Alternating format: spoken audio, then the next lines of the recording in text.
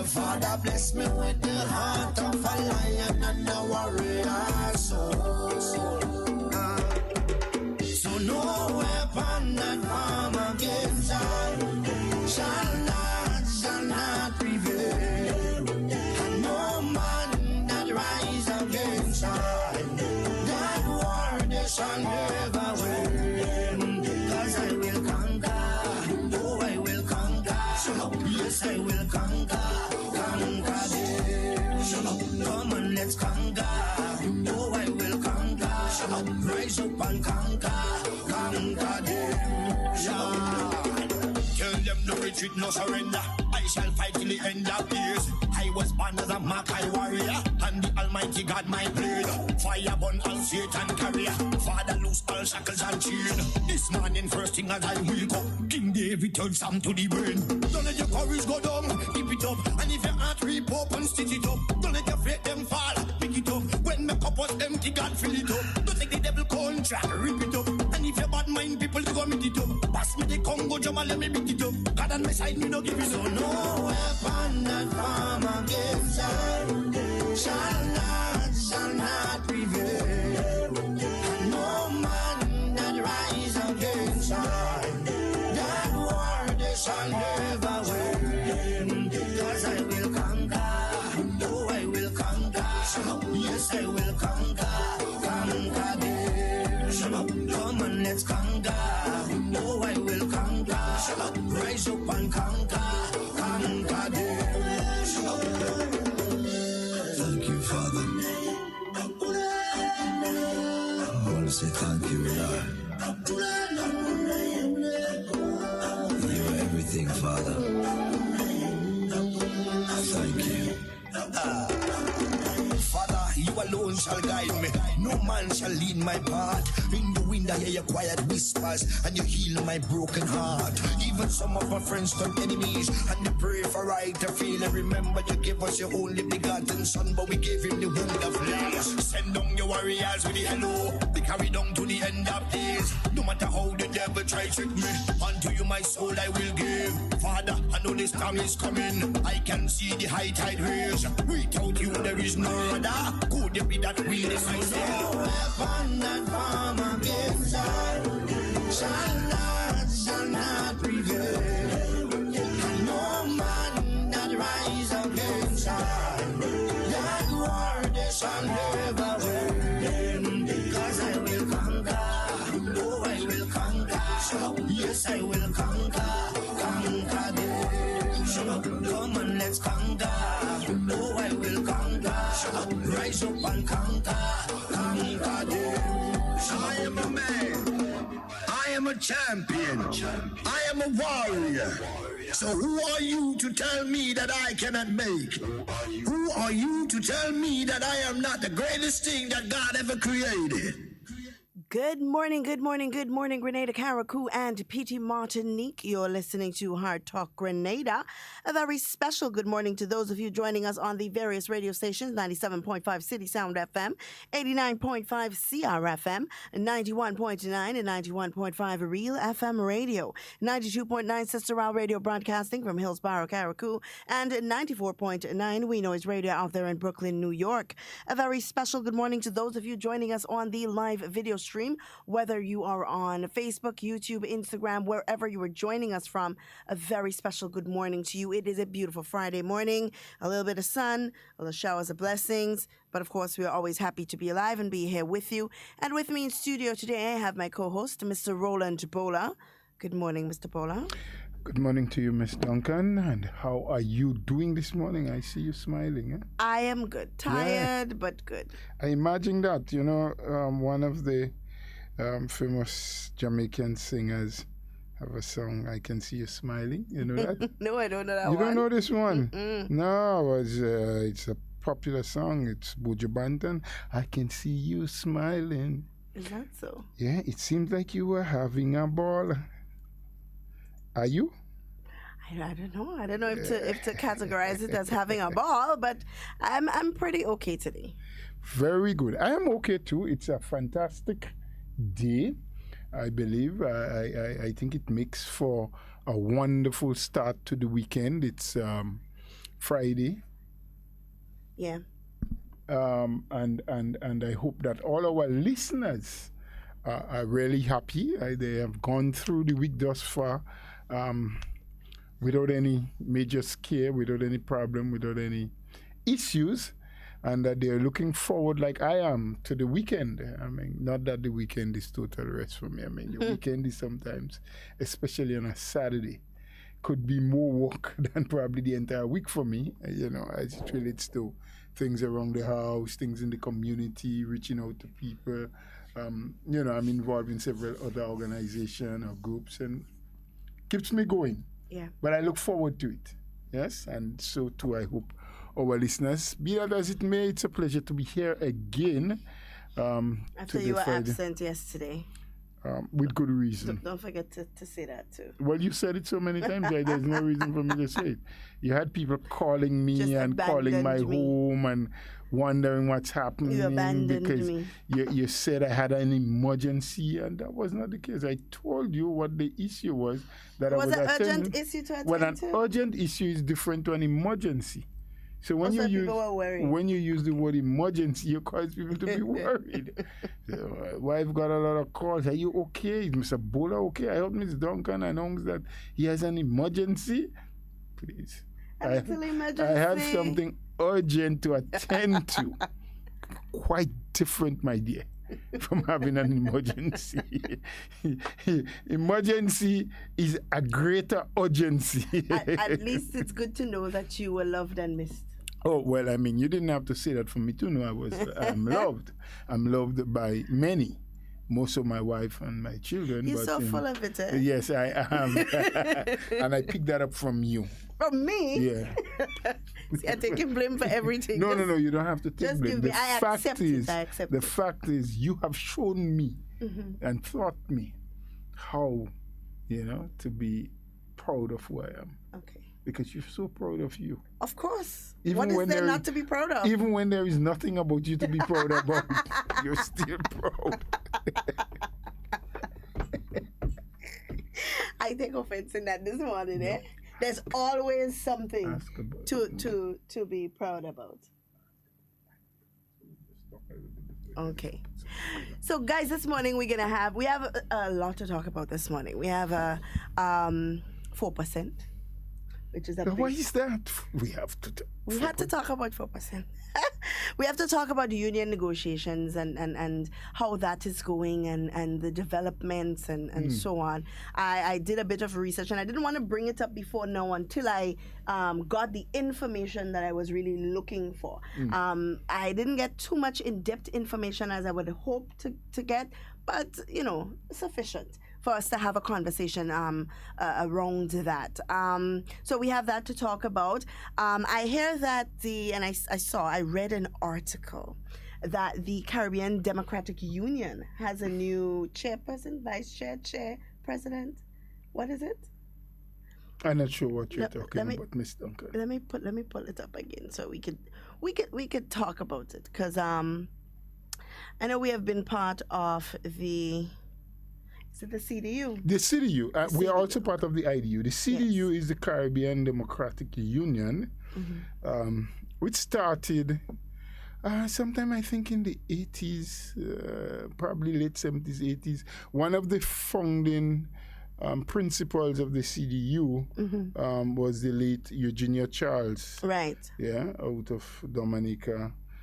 Even our present Prime Minister played a very sensational role in the early days. Right. To have the CDU be linked to the IDU, which is the International Democratic Union. And the International Democratic Union has well over, I think, 60 or so political parties.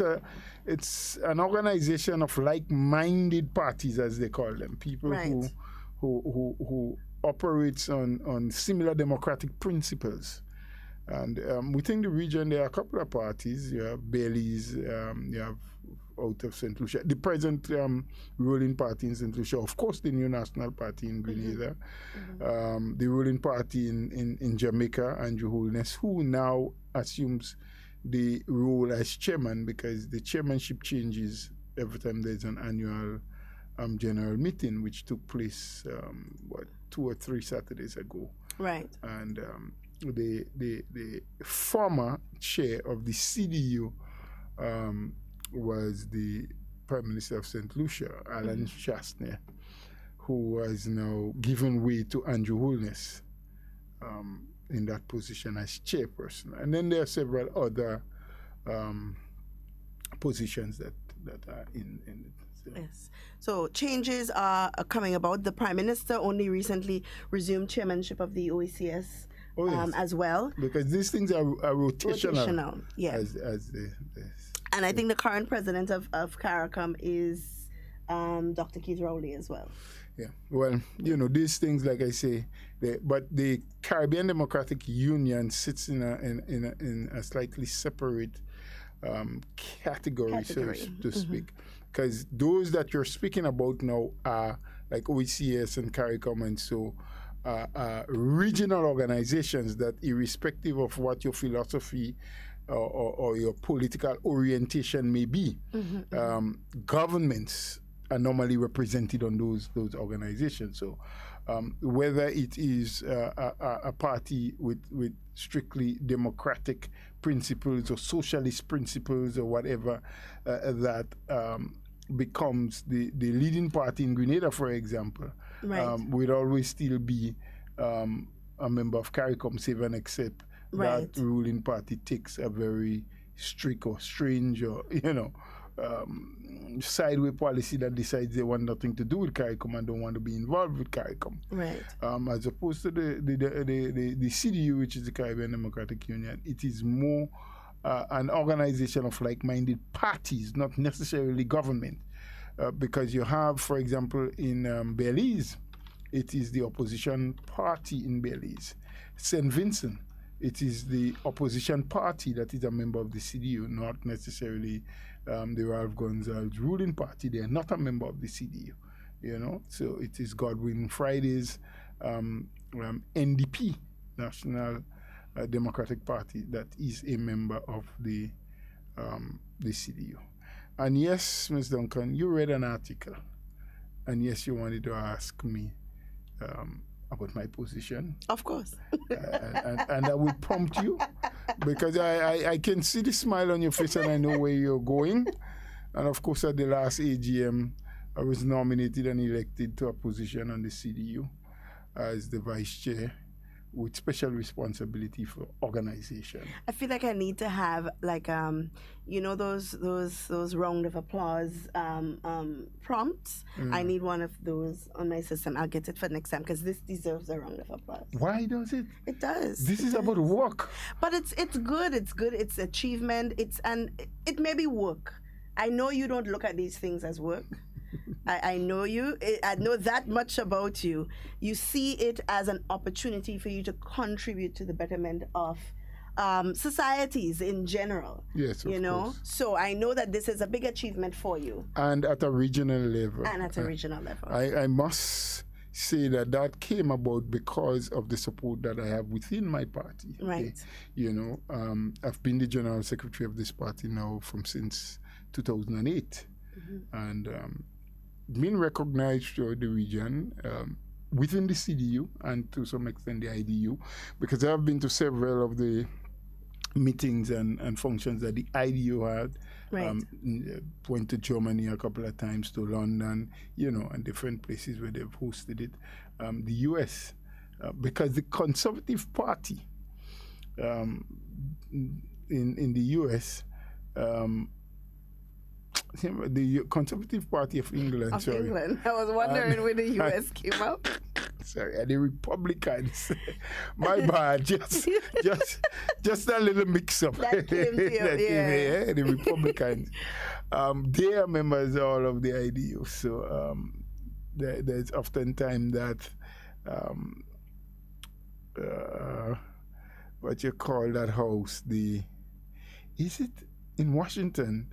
The Republicans have an institute. I think it's called the Ronald Reagan Institute, because they after it was built, I think, during his era and named, and that's where you do a lot of training, political training, and so I've had the fortune of going to the Ronald Reagan Institute on 2 separate occasions for some training and so on. They do a variety of training, campaigning, campaign managers, different things, and I've represented or been sent by the NNP before. So all of that has gained and given me exposure, one, experience, two, but also recognition regionally.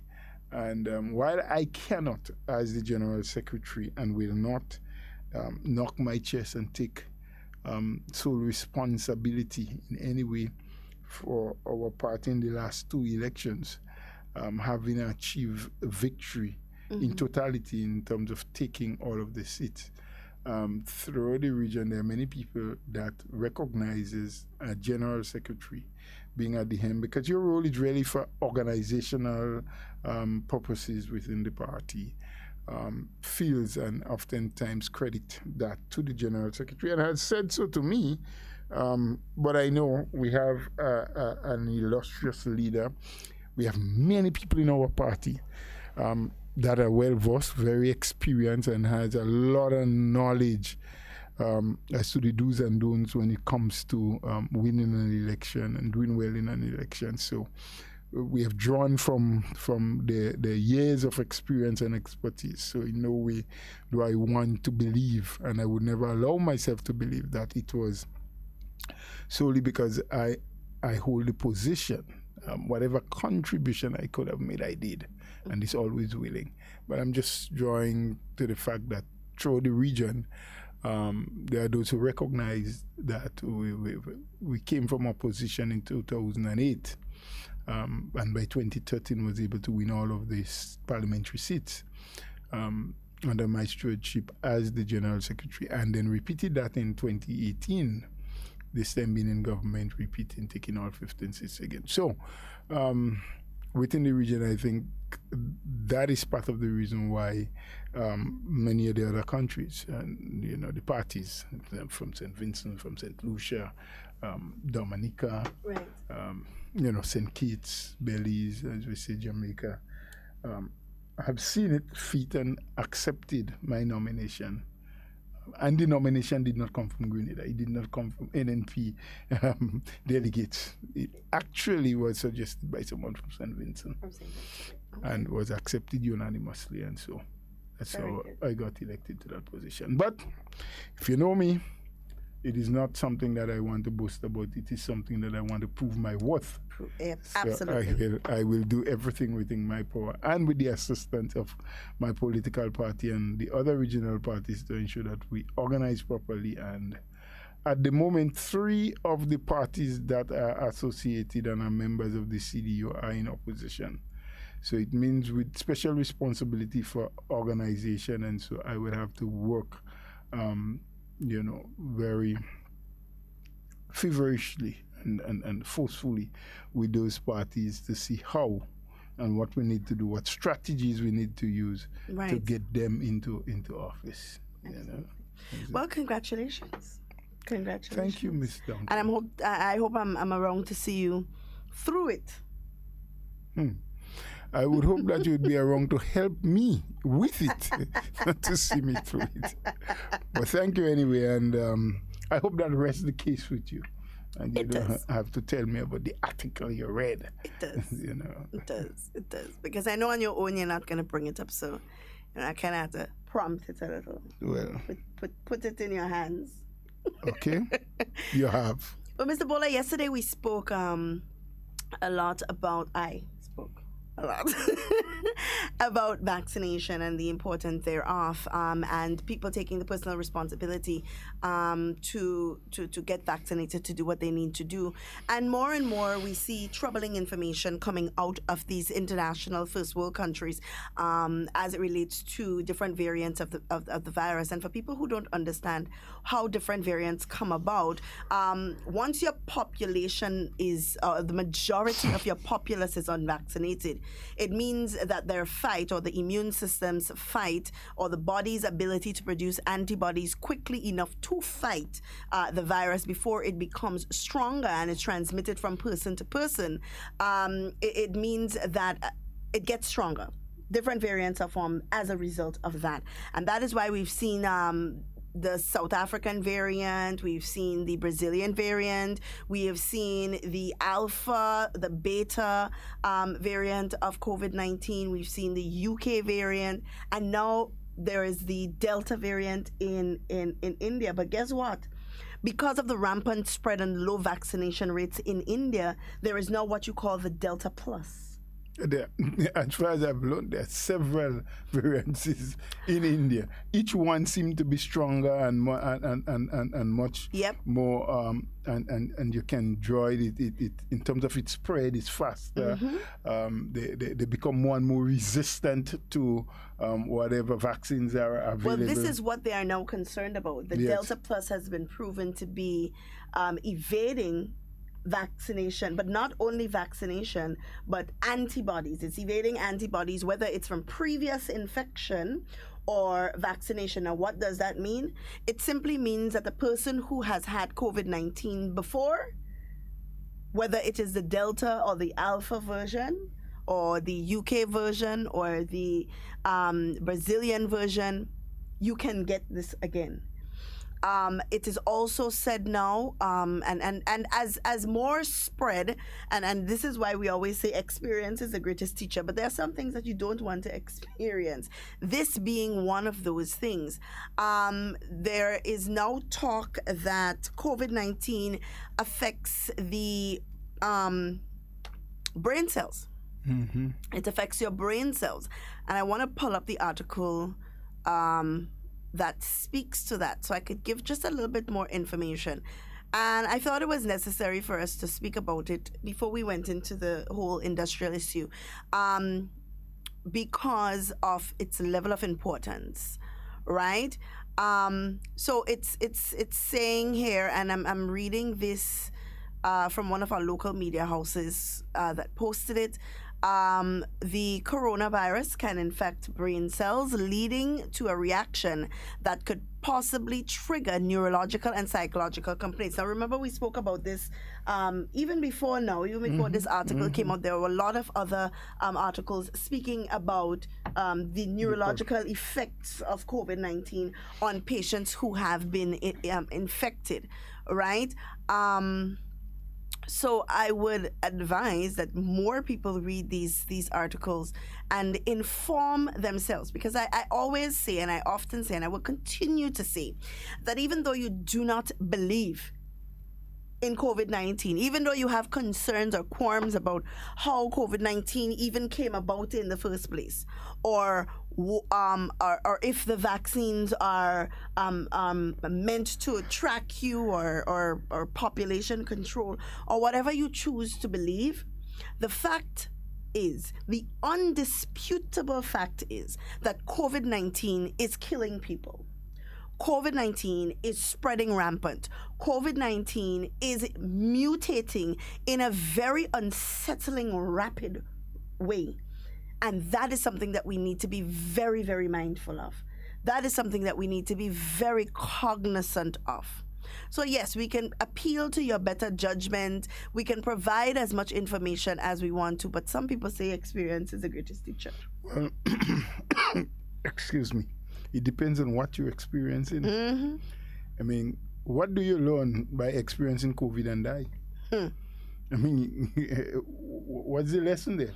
Yeah. I mean, it's a lesson for others, not for you. For you. Yeah. And yesterday I spoke about that. You have all your queries, you have all your concerns, you have all your misinformation that you are being led by. At what point during your suffering do you say, if I had known better? Or do you even get an opportunity to say that? And these are the things that you need to think about. Is it worth the risk? I wonder if some people really ever think about COVID. Have ever really sat and in their own mind look at what's happening around them, understanding what's taking place internationally. Because I conclude, and maybe I am wrong in my conclusion, but I have concluded that some people only listen or know about what has happened here in Grenada. Yeah. And feel very comfortable and confident with the fact that we have been able thus far to control to a certain extent and ensure that there was not any massive spread, there was not any community spread, that I don't even think that anyone ended up in hospital on a ventilator in Grenada, even though we had over 100 positive cases. I don't even think that anyone. So in terms of the real severity of the sickness, we probably have not yet experienced it. And I conclude that some people, that's all they know. And so it is on that basis, plus a lot of the falsified information that is out there. I was speaking to a young lady yesterday evening, for example, and I asked, what's your take on the vaccine? What do you believe? And she raised a couple of things with me. She said, one, it is believed, and you know, what people said, which is how she responded, that they say again, yes, that it has been developed so soon, you know. And then I asked, what do you know about the development of vaccine? How long any one vaccine, with all the many vaccines that we have around the world? She said, well, I don't know. So I said, well, how then can you assess that this one was developed too quickly? Yeah. You know? This is a feeling that people have. And not only that, Mr. Bowler, but what is the process for the development of a vaccination is really the base question. Because if you don't know how to make a cake, how do you know that cake was made too quickly, or has spent sufficient time in the oven, or is perfect when you take it out? If you've never made a cake in your life, you don't know what the process entails, you don't know what ingredients you put inside of it, you know nothing about making a cake, but yet you judge that it has been made too quickly based on the fact that somebody said that. One of the other concerns was that, well, this is a vaccine made to kill black people. Oh, God. That's why I said, okay, so should I accept that as a fact? Why is it that countries like China, who has 1.4 plus billion people, the largest population in the world, India, second in line, 1.34 billion, where the majority of the population are not blacks? Because in a general sense, when people make a reference to black people, they're talking about people of African origin. Yes. There are some black people in Asia, but because of the quality or the type of hair they have. Pakistan, for example, quite a few black Indians in Pakistan, but they are rarely, very rarely referred to as black people. When you talk black people in those quote-unquote circumstances, you're talking about people of African descent, people that are dark in skin color but also Negro in hair. Right. That are these are the characteristics. These are the things that they judge you by to say you're a black person. Right. Not just the pigment of your skin, the color of your skin. So I said, well, if that is a true fact, why is it that the continent of Africa is the one most starved with the COVID-19 vaccine? Meaning, they are the ones who get the least amount. That is true. So if the intent is to get rid of black people, I would have thought that was the first place you would want to oversupply. Yep. Because there are so many. But instead, you have places like London, England, they have reached 70% already. You have the United States, you have China. Look, India is going, full guns at it now. Yeah. You have Russia. I even made mention of that. How many black Russians do you know, really? I mean, there may be, but it has to be a very, very, very minute amount. Most Russians that I know, they're very tall people, most of them, and purely white or Caucasian, as they call them. Yeah. So if if that statement is to be considered true, then the makers of the vaccine are defeating it because they are not giving Africa. I mean, in fact, at the G7 meeting we just concluded, there was some major The summit? summit In England. Right.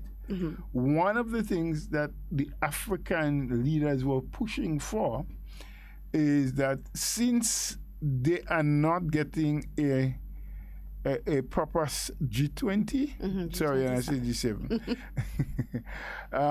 supply, why don't they allow them to start producing? Now, they believe that they have the capability to produce. They don't have the technology to develop, but you have vaccines that has been developed already.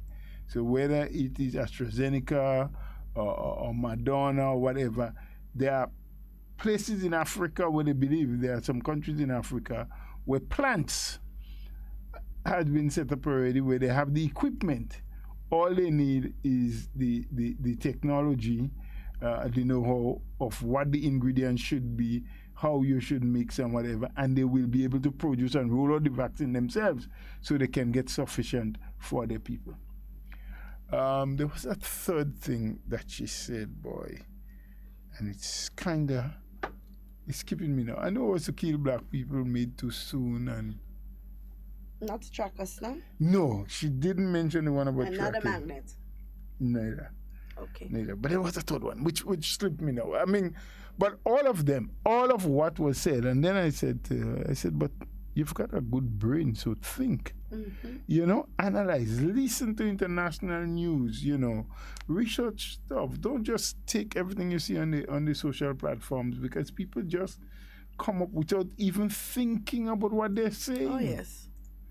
And so I really do hope that more of us will come to the realization that the vaccine is still the best chance and best choice that we have to defeat COVID.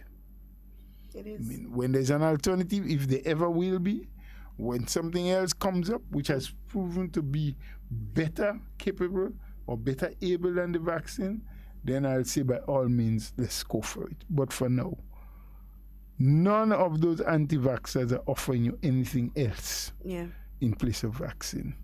Yeah. So let's be wise. This thing is real. COVID-19 kills. I mean, you're just talking about neurological problems and so. A vaccinated individual contracting COVID. Oh, that was the third one. Oh, what is the sense in taking it? If you could still get it. If you are still going to contract the virus. And I had to explain, look, it doesn't stop you from getting COVID or contracting COVID. What it does is protect you from getting seriously ill and possibly dying. But you know what that shows us, Mr. Bola? That very statement that I hear people making. What is the point of getting vaccinated if you can still get the virus? You know what that shows? It shows that people honestly don't understand what COVID does. And maybe some of them have not been told or explained what the vaccine actually does, Yeah, but not just the vaccine, because, Mr. Bola, for you to want to take the vaccine, you would have to understand that COVID is a dangerous virus. Very dangerous. You would have to respect the fact that if you are not vaccinated, you can die.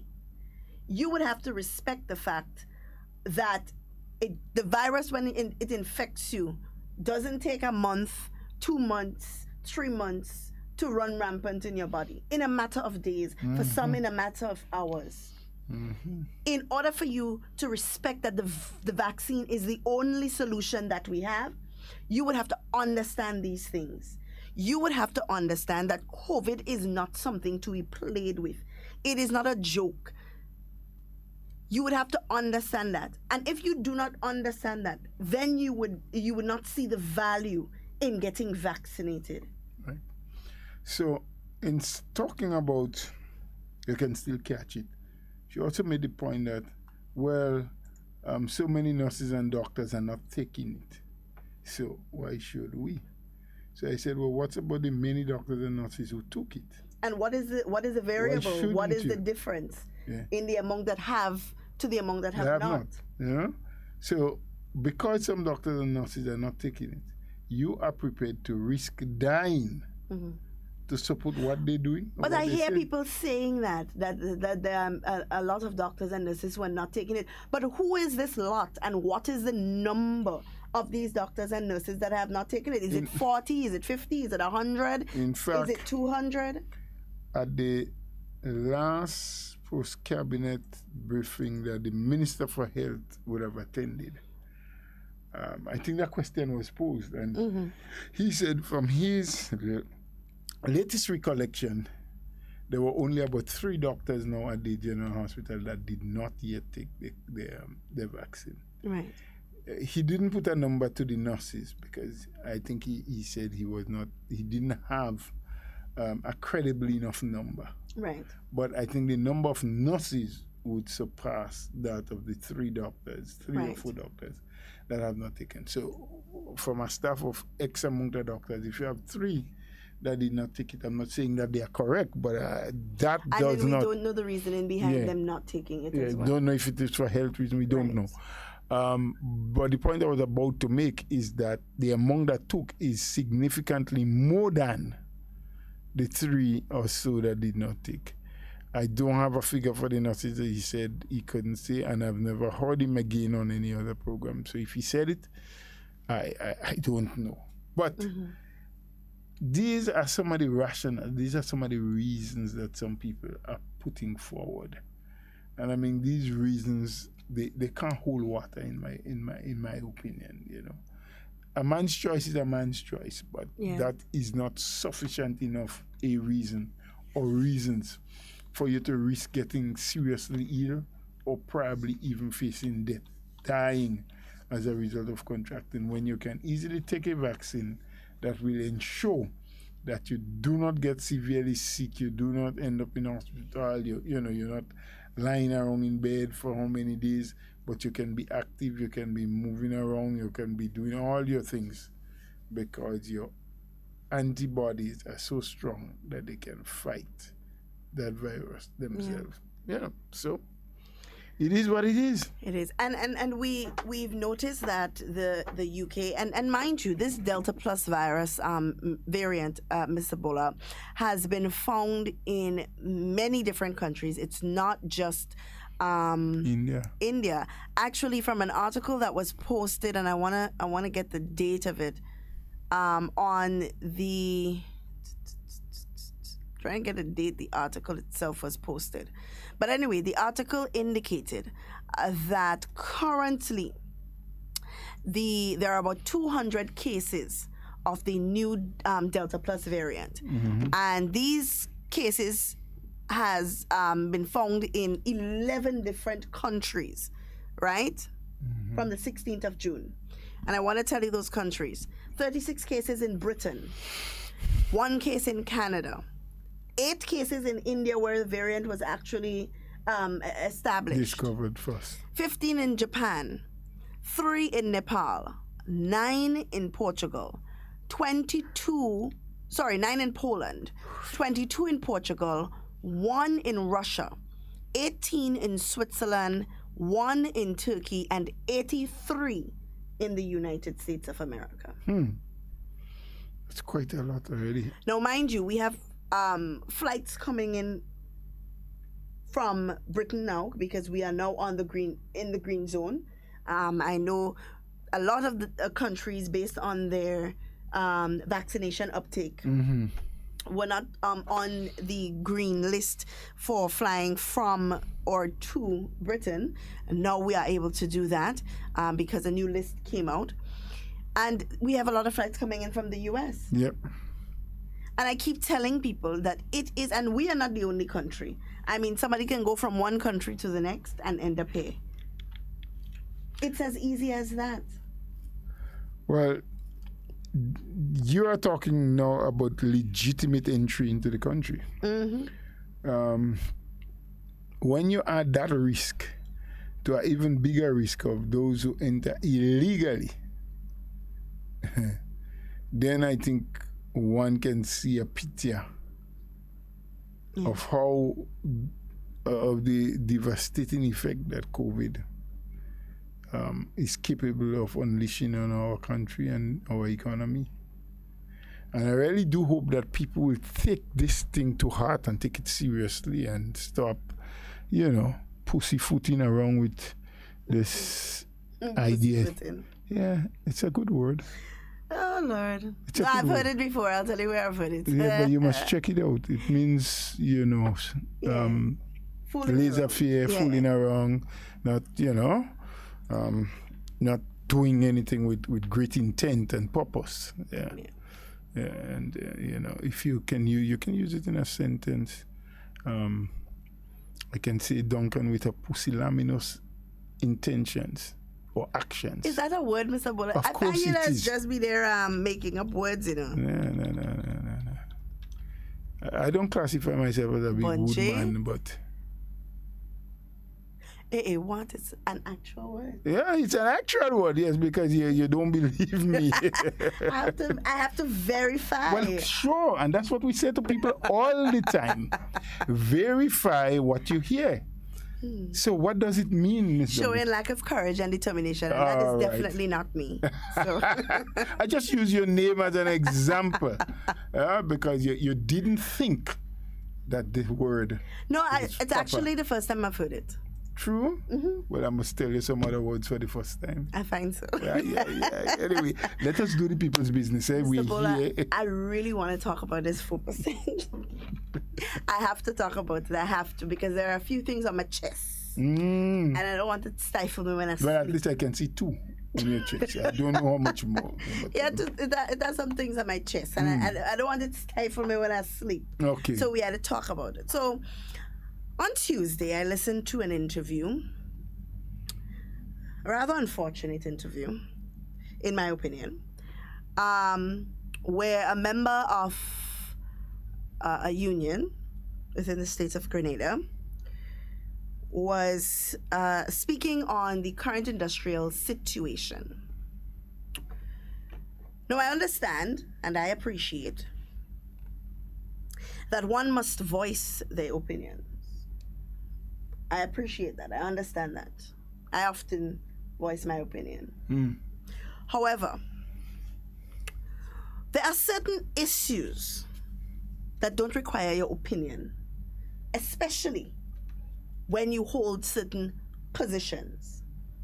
What it requires is your honesty, your ability to reason, your ability to be straightforward, and it also calls for presentation of facts and figures. Now, this industrial action has been going on for quite some time. There's been a lot of negotiations, a lot of round tables, a lot of protests, and so on. And as I understood it, the different unions, which I want to get to because I have a problem with that, Mr. Bola. The public service is a body. It is actually the largest body of workers within the state of Grenada, right? Quite true. Different departments or different unions at times may require to sit with government and negotiate for matters that concerns their group of workers. So, for example, if the Grenada Union of Teachers decides that they want to sit with government to discuss matters of study leave for teachers or a matter of some education-related improvement, I do not see that the other unions must sit in assembly with the government negotiating team and negotiate on that matter because it only affects that group of workers. However, the 4% is an issue that affects all public workers. And as such, I thought it would have been in good judgment that all unions sit together as a body and negotiate with government to come to a reasonable understanding for the benefit of all public servants. Because it is an issue that affects all public servants. However, I do not sit in union executive, so I cannot say what their reasoning was behind rejecting government's offer for that to be done, because government did put that as an option for them to all sit together as one body and speak about this issue that is affecting all workers. But they decided to, for whatever reason, which is absolutely craziness to me, negotiate as individual unions. So, after a series of protest actions and so on, the Grenada Union of Teachers came out with a proposal that they gave to government. Government then gave them a proposal. I think it was of bonds or something of the sort. That was the first proposal that government gave when they gave their new proposal. Then they sat and negotiated once again and came up with a proposal that was acceptable or accepted by the Grenada Union of Teachers and their membership. We'll talk about what the thing is after. Only to hear on Tuesday, Mr. Bola, as I said, a very unfortunate interview from a very educated individual, accusing government of trying to pit union against union. Now, mind you, the same government that said to you, let us resolve this in this dispute as an assembly. Maybe that's not the words that they use, but I'm paraphrasing here. Let's resolve this as an assembly. So come together as unions, speak as union executive, because this affects all public servants unilaterally. All public servants. No one set of workers will benefit more than the other set of workers if they come together and talk about this. Now, they could have done that. They could have met, and you see, that is my problem. We do not know how to communicate properly. We have an issue with communicating and coordinating and cooperating in this country. You really think so? Yes, I do. Strongly believe so. Because I do not, for the life of me, Mr. Bola, understand why an issue like this has to have so many different pockets of meetings with different unions providing different proposals on different days for an issue that is meant to benefit all workers in the same way. Well, Ms. Duncan, a lot said by you, most of which I agree with. But I want to start by challenging the fact that we have a communication issue. Mm-hmm. Now, recall that we always say, whenever an action is being taken by an individual or group, we should first seek to find out what is the motive for doing that. And I honestly don't believe we have a communication problem in Grenada. Because whatever we want to get across, we want to communicate with us. I honestly believe that certain things are being said and done in the way they are because a certain objective wants to be achieved. Right. And I've heard part of that interview you make reference to. And I have no reason to doubt that the young lady who was espousing some of what she did was doing it for a particular reason and purpose. And my reasoning, what I conclude, is to continue to create a chaotic situation within the public service to disturb the reasonable peace that is within the service, even though there is what we refer to as some industrial unrest. There's a general peace. Yes. People are getting their work done, maybe not at the pace you want it to be done, maybe not as progressive as they can be, maybe not as productive as they should be, but things are happening. There is not a donging of tools and a downright absenteeism from the workplace, and everything is at a standstill, right? So again, I glean from what that young lady was trying to do was to rile up and stir up some kind of new energy into public servants to start doing things again that can affect negatively the service, right? Or the service they provide. Now, back to the point of why, and you cannot see why they must negotiate separately. For umpteen years that I have known, as a matter of fact, I believe, and history can prove me wrong or right, someone who probably have been close around unions' negotiation with government may be able to tell. But I believe there was a time when all unions, the varying unions that represent public workers, irrespective of what category of public worker you were, when it came to salary negotiations, I think there was a time when they used to do it together. As years went by, the first people to step out of the realm of unionism was, I think, the police.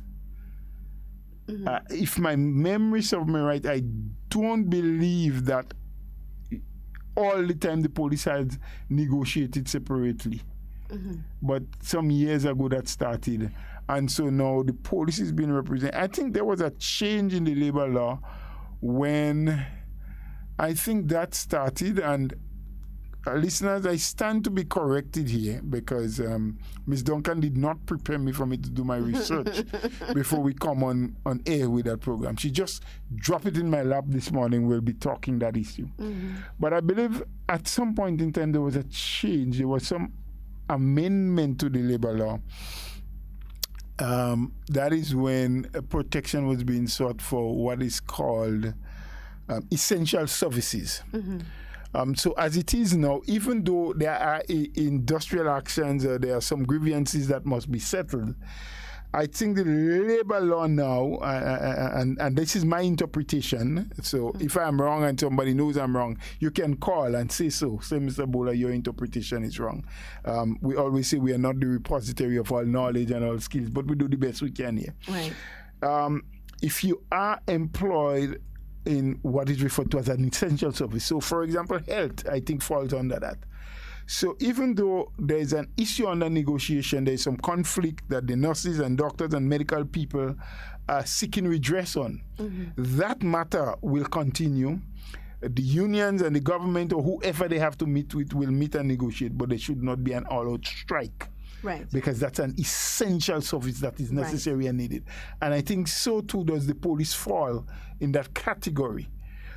So since then, I believe, is when the police started negotiating for themselves. So they use the what they call the staff association. They selected few people who negotiates a package for the police, separate and apart from the other public servants. But they are public servants. They fall under the category of public servants, but also in a subcategory of essential services. I do not believe that the nurses fall under that because, well, not just nurses, but medical staff, medical workers, because we have a variety of them that works there.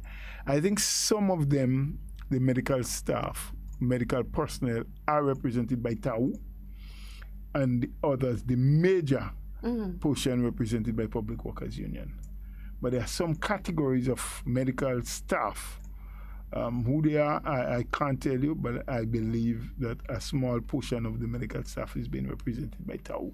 But anyway, some years ago, the point is, the unions decided that when we are approaching government, we want to go separately. Right. Not as a team. That was their decision. Right. What value it is in it for them, I don't know. But I am not prepared, like you are, to condemn that approach. This is the approach they took. You and I may sit here and believe that it may be a better approach if they do it together. They see value, I believe, or maybe they feel that they can achieve their goals much easier if they negotiate separately. But Mr. Bola, as somebody on the live say, when they come together, when they protest, do they not ask for solidarity? Do they not protest together? Yes, they do. But we always have to ask, what is the motive? Don't forget that point I made very early for doing what they're doing. So I'm saying here that they see value in what they do. They are the ones who know what they want to achieve, what they want done, and they believe that is the road they should take to get it. While they may believe so, the responsibility of the government or the government negotiating team who represents government, because it's not like all the ministers go and sit down and talk to the union. There is a team that is chosen that is made up of, I think, led by Minister Joseph from the cabinet, but you have people from administration, you have people from finance, you know, and so, because these are the people who understands the intake and output of government revenue. How much we're taking in, how much we're spending. Where we are, some of them know that more than any minister in government. Because that's what they do. That's their work. To collect, to spend, to pay. So they know. It's until they send a report to cabinet that all other ministers may know. The Minister of Finance, for sure. And of course the Prime Minister, because he's at the helm of things. So I guess daily or hourly, I don't know how regular reports go to him and to the Minister of Finance to say, well, this is where we are. Because they are the ones that have to guide the decisions that are taken financially and otherwise. Yeah. And what you do with your financial resources can have implications for so many other things. Yes. For the social structure and strata of society, for poverty alleviation, you know, housing, health, education. All of those things, while they are separate ministries, must have a link. Finance is the umbilical cord that all of Ministry of Works. So people cry out, we want a bridge here, that piece of road ain't good, put the sidewalk. Yes, Ministry of Works has that responsibility, but they must reference finance. Because if finance says, look, to do that is $1 million, we don't have it now. However, we have 250,000. So can you break up that work into parts where you can start? And based on our focus down the road, we believe in another month's time we could raise another 100,000 or 200,000 and so. So finance is on that team as well, right? So the government negotiating team now has a responsibility to negotiate with the varying unions when they sit down differently, not together, but they want separate discussions, to bring forward the facts. And it is expected that whatever you finalize, if you do, with one union or the staff or the association, like who negotiates for the police. So if you come to a settlement with the police before any of the other trade unions, the expectation is that whatever you give the police is what everybody else should get. Right. Now, I believe, if I'm not mistaken again, and I'm getting older, so my memory is not as sharp as it once used to be. I believe there was a time that the government did come to a settlement with the police. And after meeting with the other unions, there was a slightly better deal they ended up at. But what had to happen is that you now had to bring the police up. I think that has happened on one occasion. So let's say, for example, and this is an example I give you now, this may not have been the actual figures, right? Because I don't remember it clearly in my head. Let us say for salary increases, the police had agreed, okay, we will settle for 3%. But when government met with the other unions and negotiated, they happened because of the stiffer resistance and what to settle at 3.5. Right. It meant that they had to add that 0.5 to the first one they settled to. Right.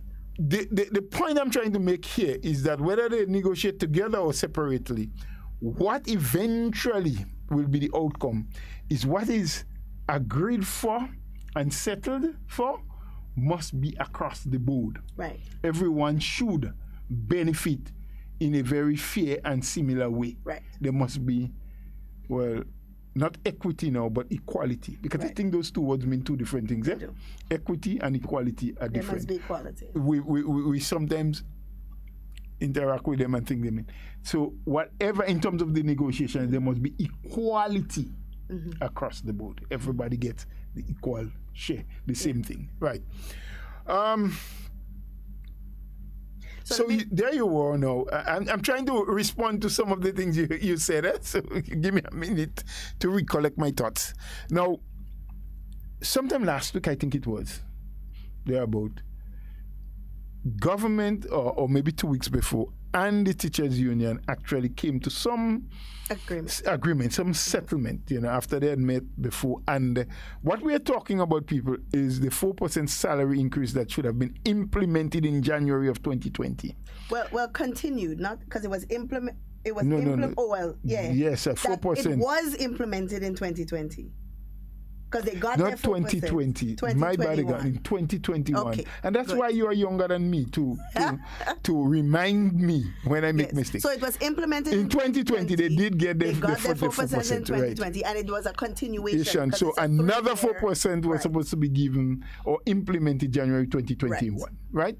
And we all know what that was because of the COVID-19 and the decrease in revenue collection and what have your government indicated very early, look, we will not and we are not in a position to implement as was planned in January of 2021.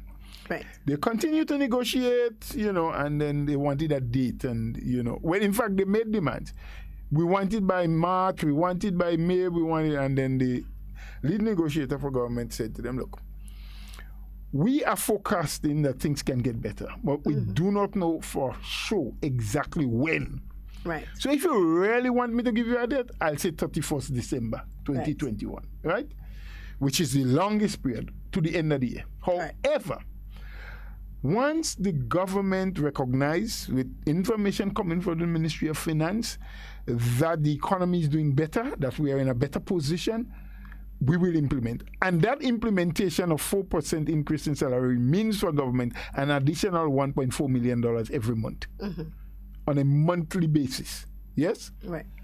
So we know all the struggles, the march, the what have you. Government said, well, we understand that you're upset, you think, but we really is in a position where things are tight. We have to, and we acknowledge, and we will as soon as it becomes available. But there are so many other people who also need assistance from government that we're trying to help because their situation is worse off than yours. It's not that giving you your 4% is not an important thing. It is. Because that has been negotiated, that has been accepted, that has been signed for. But what about the man? What about the woman with 5 children who was working in one of the hotels and since March of last year was sent home because of the lockdown and because of the close down of the tourism sector and is not making a dollar, doesn't know where the next dollar coming from, still has to feed her children, clothe her children, send them to school, pay the utility bills. How does she get by? Right. And we should have some consideration. So it was on those basis that government said, even if we are seeing a little money now, we need it to help people who have found themselves in a position not of abject poverty, but below the poverty line simply because they do not have a means of earning. And it is not because they don't want to work, but COVID-19 has created a situation, has brought on an environment where people who were working in certain sectors will not be able to work until a certain time. And just to switch a little bit, that is why we continue to beg and plead people, please get vaccinated. Because if you do, and we arrive at herd immunity, there is a good chance that we can see hotels start opening again, restaurants start working again, tourist ships start coming back into Grenada. And there are some people who work in that industry and is looking forward to getting back their jobs, but are not going to take the vaccine. You are doing a disservice to your own self and to your family. You are not assisting in making sure that you get back into active work and be able to earn to take care of yourself and your family. Talking about the protection is one thing, but also the economic activity is highly and totally hinged on to the amount of us that take our vaccine. So that has been going on. So government and the teachers, they have met again, negotiated. The teachers brought in a new proposal. The government negotiating team looked at it, and they arrived at the point now where finance have said, look, we see light at the end of the tunnel, and we want to assure you that come August month end, when you're paying, that 4% can be implemented. Right? But remember you said, which is a fact, that the unions are meeting separately. They are not meeting with government together, and that was their choice. And that was their choice. Not the government. It was their choice to do it that way. So teachers was the first one whom the government met with. And they accepted, okay, yes, we are going to take that in August, but now comes the question of our back pay. Right. Because remember, the implementation should take place in January. Right. It did not. So you have 7 months from January to July, because the implementation, based on all that we have received, will take place in August. Right. 7 months back pay for all public servants who should have been paid the 4% from January, should have implemented a 4% from January, amounts to 8.8, I think. Because 1.3, 1.4 per month? 1.3. 1.3. So 8.2, I think. Just do the calculation. You know, my brain is not as sharp. It is mine. I don't know why go up on the calculator. Why it has put so much pressure on my poor little brain? 1.3 times 7. I think it's 8 point whatever. The point I'm not coming up with. Million now that the government owes all public servants in back pay. Right? So if you have to pay the back pay now, it means that 9.1? No, you're wrong. Oh, how you could tell me I'm wrong? 1.3 times 7? Yeah. 9.1. Oh, yeah, 7. You're telling the calculator it's wrong too? 7 is 21. Oh, yeah. 3 times 7 is 20. Boy, yes, 9.1. 3 7 is 21 plus 7 million. 9.1. 9.1. So there I was stealing a little thing from all the public workers. Don't kill me for that. It's just that my brain get old. Thank God it's not me that I have to calculate all your back pay. I only calculating on radio. Forgive me, please. When all you see me passing, don't watch me bad and say, yes, boy, I old thief, you want to take me back pay. No, I don't want it. So government negotiating team has said to the teachers union, listen, we acknowledge, we know, but we don't have the means of giving you your increase in August and at the same time raising the 9.1 to pay all public servants their back pay. And we cannot say, well, look, okay, we will pay teachers their back pay now and give us 3 months, then we'll pay the hospitals. And another 3 months we'll pay the police. No, you can't do it like that. Once you start paying, you have to pay everybody. You have to pay everybody. So they said, listen, here's what we can do. Make an arrangement, hopefully, that the economy will be better next year, to pay you the back pay next year, 9.1. But bearing in mind that you'll have to wait a few months more, we're going to give you with an added 3% increase. So do 9.1 million times 3% and you would see what it will come out to. Yeah. So it will be much more now. And remember, we have always said that the government says it is not in government interest to not pay presently. Because as you delay the payment down the line, it becomes more. It does become. And here's what.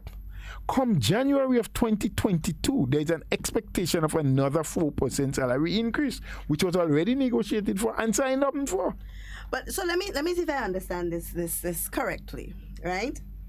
So they're getting their 4% from August. From August, yes, implementing. That's the 4%. August. So it will reflect in their pay from August. From August, from the end of August. So the 7 months in which the 4% was not implemented. Yes. From what I understand, they will be given a bond. A bond, which is an agreement that we owe you. With a 3% increase. Is the 3% interest for every month that they have not? That is a good question. Because I think that is what I understood from what I was told. That is a good question that I am not in a position to answer you correctly. At this time, we'd have to do the verification. Whether that 3% interest is going to be running monthly, or would it just be a ballpark 3% when payment is going to be made? Because that is different. Right. If it's running monthly, it means that every month that passes. So, for example, when the calculation is done now, if you, Michelle and Duncan, as an individual public servant, which you are not, was supposed to get $500 as your back pay, right? Right. Every single month, 3% is added to that. Right. It means that when next month comes, it will be 500 plus 3%. Plus 3%. Times 3%. Right. So it is compounded. Right. Right?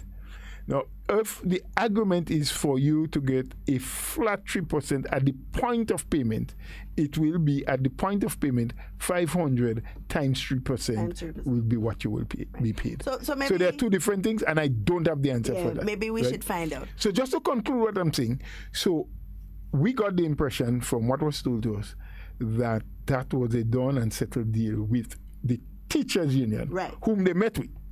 So the intent was to meet next with the Public Workers Union, which was yesterday or the day before, sometime around. Correct, is right. Wednesday. Day before on Wednesday. But there you had the PRO of the Public Workers Union on Tuesday, giving an impression to the nation and to the people and to the public workers of this country that the government is behaving unfair and unreasonable. And trying to pit union against put union because they have agreed with the teachers union and not them. But that is how they decided to meet. Separately. Exactly. So and they all provided separate proposals as well. Separate proposals. Okay. Right?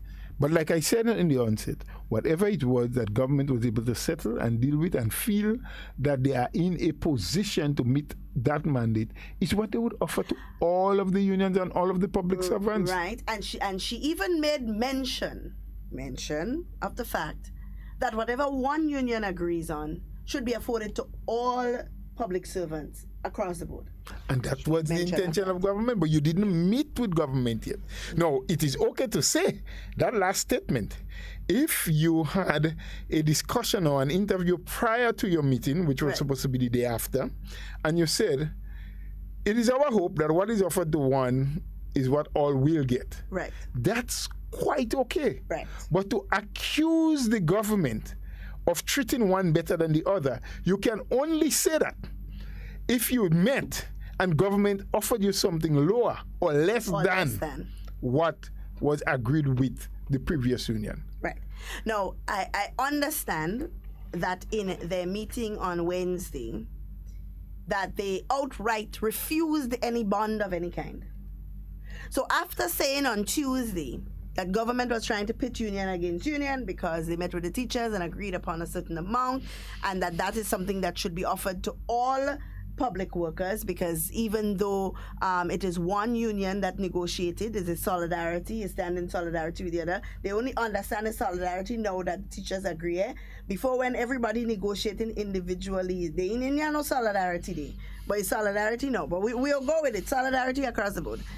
So there should be solidarity and that we should get whatever is offered. But going into the meeting the following day, saying that you ain't accepting no bonds. Now, how, Mr. Boland, that is my problem. But as you said, the motive behind doing what you are doing is what you have to look at. And at this point, the motive is quite clear. Definitely. It is quite clear. This is not a fight for public servants. This is a political fight with an administration. That is what it is. That's what it appears from every angle to be. Because if you are there saying to the nation that you think it is only fair, what was offered to one should be offered to all, that there should be equality, remember what I said before, across the board. And I didn't use those words lightly. Because I heard some of what the young lady exposed. I didn't hear the entire interview because I was in and out doing what I'm doing, but I heard some of it. Yeah. And then when you went in and you were offered, you refused. Yeah. What then is it you really want to settle for? Is it a situation where you really want to bring an end to this industrial dispute and this struggle, as they call it? So or is it a case where you want to bring an end to the life of the new National Party I have a question, and the Mr. administration? Bola. So because teachers union has already agreed that is what they want. They have settled on that matter. Right. I don't know if they have signed yet. And that is information coming from their President General. It is not... I got that from them before I even asked a question on the other side. And my question, therefore, is if teachers sign that is what they want. Well, I don't know. I don't think you should put it that way. They're saying that's what they want. That is what they will. They agreed upon. May not necessarily be what they want. It's what they agreed to. Agreed to, yeah. And the Public Workers Union decides that they are not agreeing to this. What happens to that umbrella of workers? Well, it's difficult for me to say because I have seen in the past where the unions say one thing and the workers themselves, the regular workers, said something different. I think there was a time when, with something, I think it was after the and I stand corrected again. Sorry, this morning I have to always say that. Like I say, Ms. Duncan did not prepare me. I feel like I just had to get a shot of coffee and thing in the morning. I don't drink coffee, you know. Well, I do drink a little bit, but I have to mix it with a little something else. A shot, I like a glass. Yeah, well, that's a very strong thing. I think it was when, after the structural adjustment program came to an end, the government decided to pay a one-off sort of what is referred to gratis. Yeah, that's what they refer to it as. You're bright, you know, but you just learning from you. You just can't pronounce words properly. I learned from you. You know, there was a little kind of a struggle there where the unions felt that what was being offered was not enough, right. And then the workers say, "Look, just give us the money. We, you know, we want the money. Whatever it is you're giving back to us, give us." You know, and that sort of settled the matter. So I am not in a position to say what will happen to that body of workers, that group that is being represented by Public Workers Union. But I do know if the government agrees that that is what they can give and they get buying from, you know, one union, from the police, from whoever, they will go ahead and implement. Whether further negotiations will have to continue, I would guess, with Public Workers Union. You may find a situation where other parties may have to be brought in, like the Labour Commissioner or the Minister of Labour, for what they call mediation and reconciliation, and what they have the different terminologies depending on who you're meeting with. And, you know, there is also something that is called, in negotiating terms, gentle persuasion, using people tactfully that can reach out, not in a formal setting, but probably individually, reach out probably to the president separately, or reach out to the first vice president separately, or the secretary, and try to get a rational reasoning to take place. And on a one-on-one, you know, what they refer to as hand-to-hand combat. You go now and you try to convince and you show the picture, because sometimes the way people reason when they are by themselves and the way they reason when they are in a group, it varies, and that is where human psychology comes in. And so there are a number of things that can play out, that can happen in your quest to bring some kind of settlement, to bring some respectability to the situation. Because I don't believe, you know, despite how the unions behave, or individuals in the union behave, or members of the union behave, I honestly do not believe that any single one, be it the union, the members, or the government, would like to see an escalation of the industrial dispute that is happening. I don't believe it is going to benefit anybody, not the country, not the economy, not the workers themselves. From we're seeing further escalation of the issue, where everybody down tools for 2 days, for a week, for a month. You know, well, they won't go for a month, because it is absolutely clear, and I think has been established, that when the employee... When you don't work it again. Don't even try to make it sound nice. No, I'm not making it sound nice. When you don't work it again, pay. And when the employee withholds the labor, the employer is not in any way responsible for remunerating them. I just tell you, don't make the thing diplomatic. I'm not making it diplomatic. I am just saying it as it should be said correctly. But you can't help it. But I really do hope. I really do hope that it doesn't get to that. Right. You know. Yes, I understand, and we have always said that on this program here, that it is the right of every worker. It is the right of the union. That is what the workers pay the contributions for. We still don't know where we're going, but that's okay. Well, that's not my business where you go. I'm not in the union. They ain't paying me. And I'm not paying any union because I'm not employed. Nobody would employ me. They say I'm an old man. You're unemployable? Well, maybe by virtue of age, not by skill.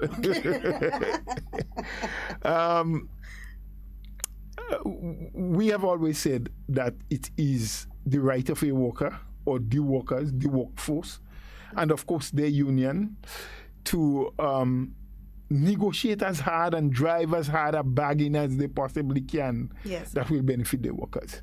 I'm not against the union for coming and ask for 10%, you know, or even 20%.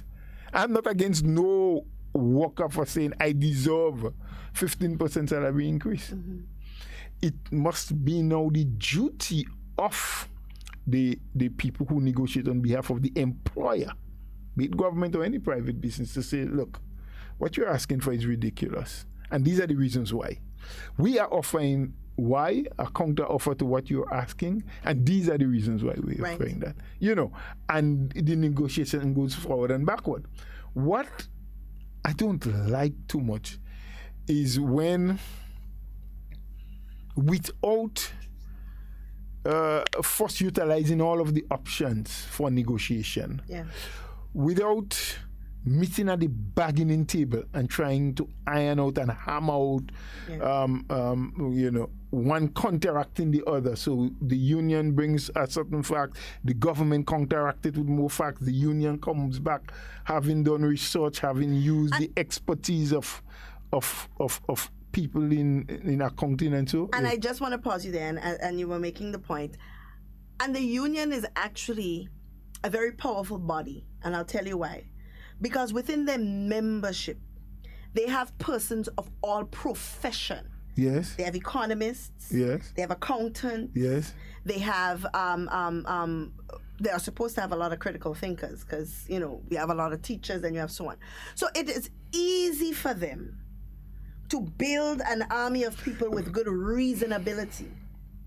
People who can sit and say or look at the situation objectively from a professional point of view and say, okay, I can understand where this one is coming from, but maybe if they do this instead of that, and you know, and that is why I said I cannot see for the life of me why they are not utilizing the skill within their membership as a body, as opposed to saying, okay, well, teachers here, PW here, Tau across there, so police in the back there, so, you know. And motive, Duncan. Motive. You're correct. Well, I'm going to really have to wash your eye with 2 buckets of water because you really can't see. Motive. What is the motive? It's just beyond me. Is your motive really to seek workers' interests, or do you have a political intent? Yeah. And the more you try to rationalize what you're seeing happening today, the closer you get to the belief that most of what is happening and the way in which it is happening and what is being said, it is for political expediency and not necessarily to benefit. Yes, along the way, the benefit will come. But you use that struggle, worker struggle, as the vehicle by which you can attack politically, as opposed to making sure that what the vehicle carries at all time is workers' interests first and foremost. Yes.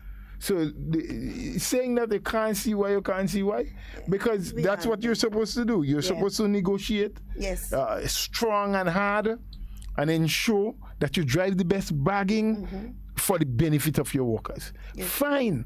You know, ask for high numbers, but show why it is necessary. But also, you must be able to point out the government. Not this silly thing I have. If you have the money under the mattress, what foolishness is this? Yeah, where you get the money? And NNP should pay the bushers. The NNP should pay the bushers and all kind of things. NNP is a party, not a government. Yeah, government is a body of people, the same people that you represent. But you don't get you don't get the political process happening as efficient and smoothly as it is now, bearing in mind that there is always room for improvement, without well-organized parties. Yep. Right? Well, we know that. We've seen what's happened in other So when instances. you talk that the party should be paying the debushers, who are the debushers? The bushers are contributors just like you, Yes. a teacher or a public servant or a custom officer or so. Did the bushers contribute the same way they pay the taxes? Yeah. Albeit they may pay less than you, but they do. But they still They pay VAT every time they go to the supermarket or the shop to purchase an item that is that attracts VAT. Yep. They do any document, they pay the stamp duties.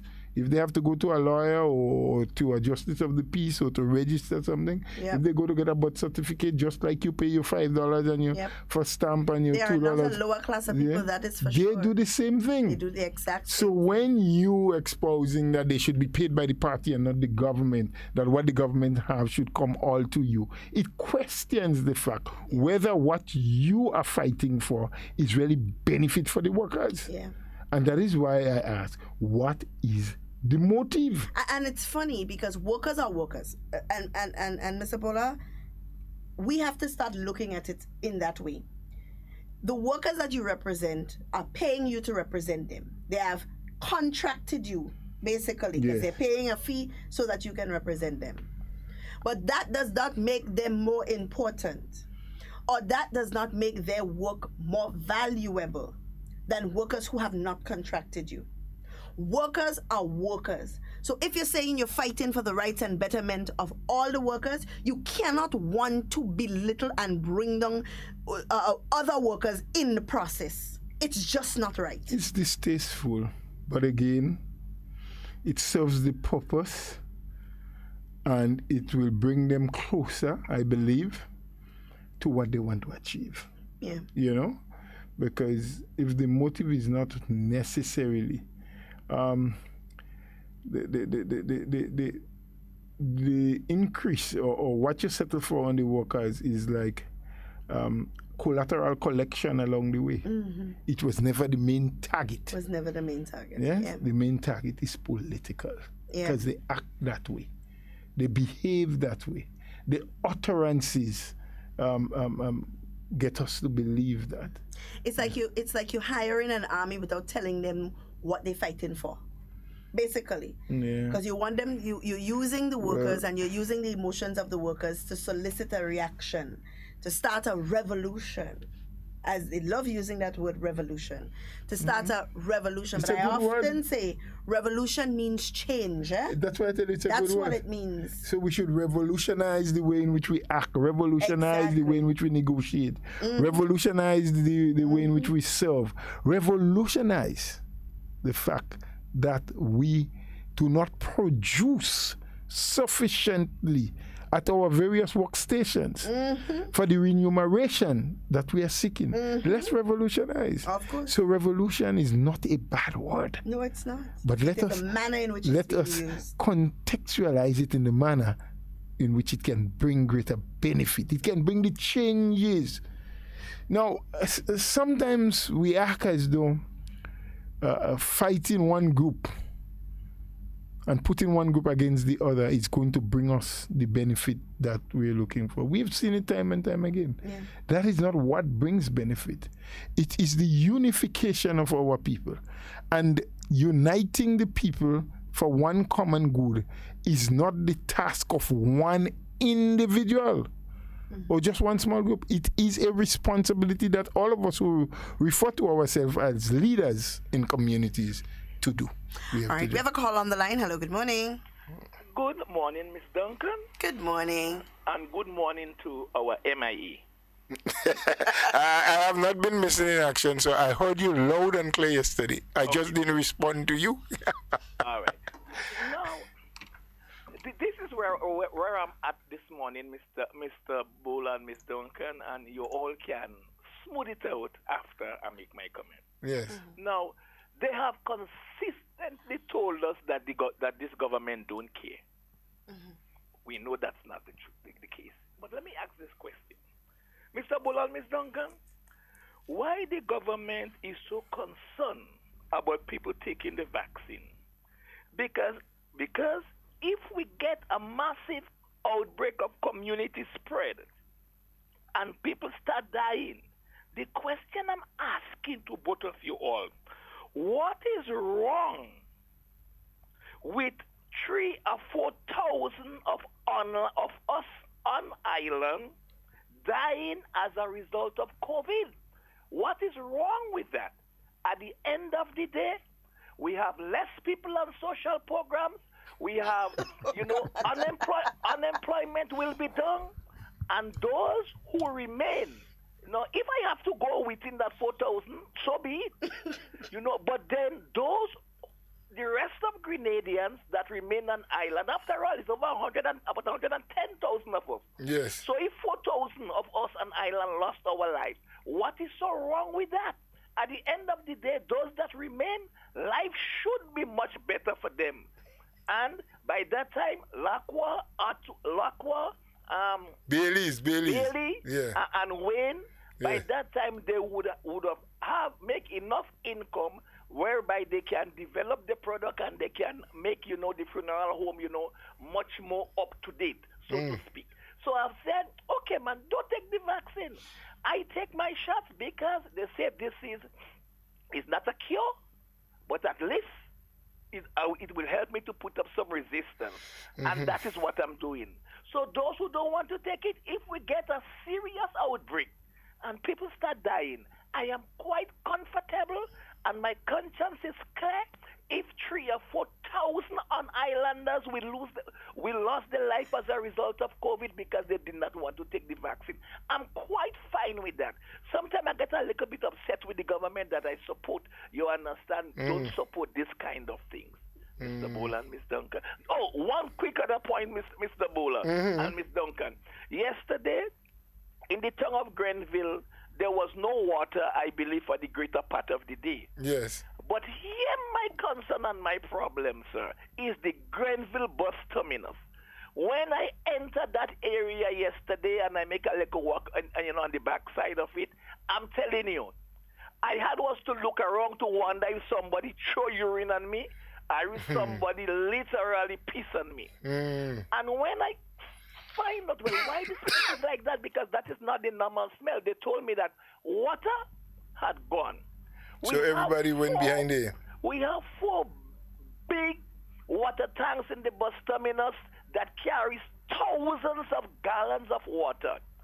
I was told by a bus driver that the security don't have no key, the police officers they don't have no key, and those who look after the bathroom and urinal area there, they don't have no key. There was a vendor that literally, I think was Jay's he had, and he was sprinkling it in certain areas that was close to where he was selling. Mr. Bola and Miss Duncan, this is unacceptable. Absolutely so. Totally. So you are saying in essence, are responsible. You understand? Yeah. They need to step up the game. Let me just ask you to make sure that we are totally clear on that. What you're saying is that while regular tap water was out, and it was out by me up there too, even this morning I left home, there was none for about 2 days now. And we understand the heavy rains, normally that happens now also. But you're saying that there are 4 storage tanks that contain water that was placed there for the same reason that happened yesterday. For when you have a short supply coming through the pipe, we can utilize that tank. And it's locked up out. Access to it was not gained because nobody has the key to access it. That's what you're saying to us. That is absolutely correct. Good. You understand? Good. And Good. I'm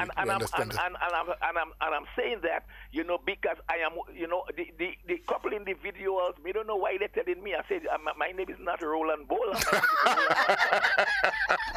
You understand? And I say, my name is not, is not Miss Duncan. I hear you. Yeah, and Mr. Bola, this is unacceptable. Absolutely. Because, listen, we have we have security, we have the people who does the toilet, we have police officers, we have environmental wardens, and up to today, apart from that, I just don't understand why people are allowed to urinate.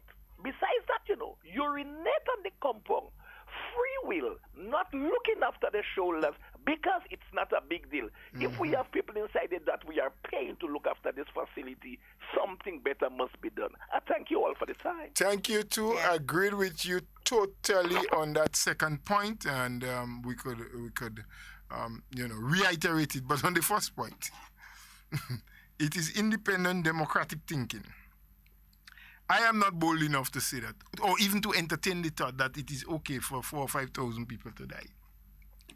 While it may serve a purpose, better than it is serving now in terms of getting people probably, I don't know, more conscious-minded, or it may influence them to want to take the vaccine for greater protection, maybe. But I don't want to entertain. I don't think it is a thought that, I don't believe it is a thought that government has in mind. But of course, you are an independent individual who can think that way. But it could, if the people who are so resistant to the vaccine at this time continue to be the way they are and continue to dissuade others from taking it, what he has just said could be a possibility that we can see an attack where we can see a few thousand people die. Hope it never happens. Not a thought that I want to entertain, and I don't believe it is the intent of government. So let's do what we're supposed to do. We have another call on the line. Hello, Maybe good morning. Yeah, good morning, Mr. Bola. Good Morning, sir. Oh, everything. Very well for now. Yeah. Mr. Bola, I'm just going to know something I recognize in life. Sometimes people use a good opportunity, right? A good opportunity where you're fighting for the wages of workers. But then in the term of that, you have another agenda. Yes. Your other agenda that you have is politics. So now you're using the pace of the 4% to fight against the government. All the most important problem you have is with government against in politics. I would say if you're a politician and you want to go into politics, do hide behind the workers of the country. Right? So you're using 4% that to fight for the workers, but your aim is too different to fight and will get rid of the government. Listen, I always say in life, if you want people to join you, be genuine. Continue fighting for the 4% and get people to support you. But when people see your true colors, you will never get support from the Grenadian people. You will never get support because out of the people who are getting 4%, there's NMP, all people know who they're voting. But when they see what you're doing, you chase them away from you. You chase them away from you. And you speak all around that all the union, once a union bargain separately and they make an offer for the government to get 4%, all the rest of the unions have to get exactly what they have to get. And you said that before, and you go into a meeting with the government and you have a different tax. The difference they show that you have other aim. Yes. Right? Because you said that before, and now when you're going to meeting, you have other aim and you don't want it, there's something wrong. Yeah. I always say when you plant peas, right? No matter how people plant the peas, but in one day it will come up. So what you try and what you try, the greater people see. Right? They see your two colors. And the two colors, enough for the 4%, is to try to remove the NMP government. As I say that, someone said that the government, the party should pay the road workers, the road workers. I never heard anything like that. Well, you heard it now. I heard it first time in life. I said, once on the earth, you will hear strange things. Yes. Right? Yes. Well, one thing I have to say, Mr. Bulla, like in 2008, 2013, you never have no union fighting because they didn't expect to get anything. Yes. So the Northern government fighting to make sure that the greener people have a better living condition and they care and they love people. But you have other people using the 4% to try to remove a government. But the same people you're fighting for will see it through you. And what they see through you, in the real and truly, the main purpose is there is to fight to get removed, not for the 4%. So Mr. Bola, Mr. Unga, You all have a wonderful day. God bless you. Well, thank you too. God bless you as well. We thank you for your contribution, and I think that would be our final call. You have to report something there, Ms. Duncan, Yes, and then we can close. Vector Control Division of the Ministry of Health would like to just share with us the fogging schedule for the period Monday the 28th of June to Thursday the 1st of July. And they will be in Lower Birch Grove on Monday, including... Mr. Bola, what's this? Well, I can't see that quite clear. You know, I don't know what that is. I've never even seen that name in Grenada. My eye gets so bad. But anyway, there'll be Lower Birch Grove. When I see it. From 5 p.m. I think they call it. Castine? No, not Castine. Castine. Castine. That's how they pronounce it. That is the first time I'm seeing this. That word, yeah. It's a village in the Birch Grove. Okay. Yeah. So Lower Birch Grove, including Castine, from 5 p.m. Tuesday, they will be in Maribor, including Sab from 5 p.m.